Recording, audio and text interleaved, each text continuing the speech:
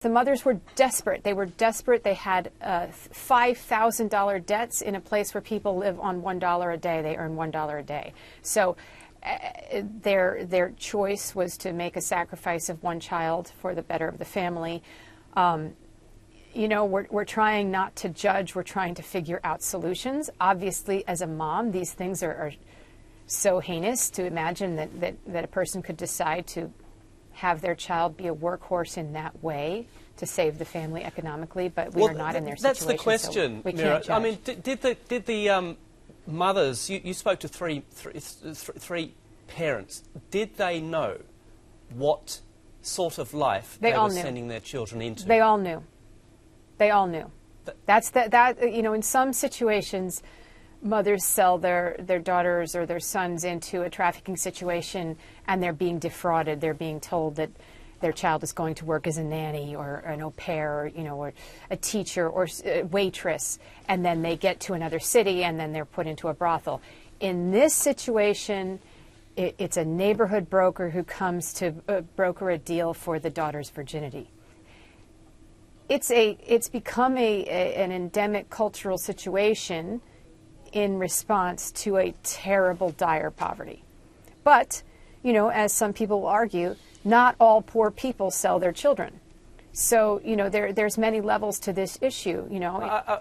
I want to ask you at a personal level. I mean, you have been an activist. You've been in the fight against modern-day slavery for years now. So you would be better prepared than many to confront what you saw in Cambodia. But how was it for you as a mother, as someone who's trying to make a difference? You know what? You can confront it with the issues.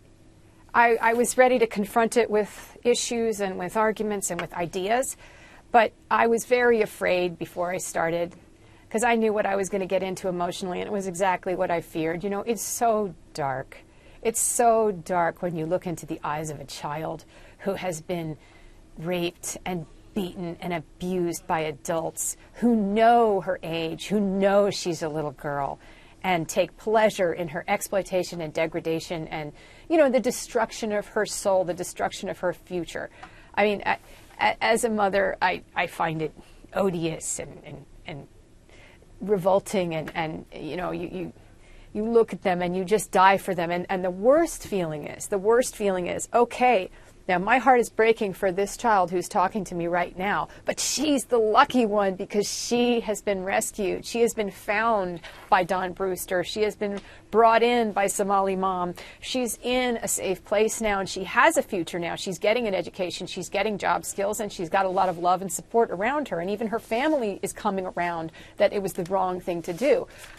What I'm concerned with is the fact that not 40 feet away from us in Swaipak are rooms in which little children are being raped repeatedly all day long. And that is their life and that is their existence.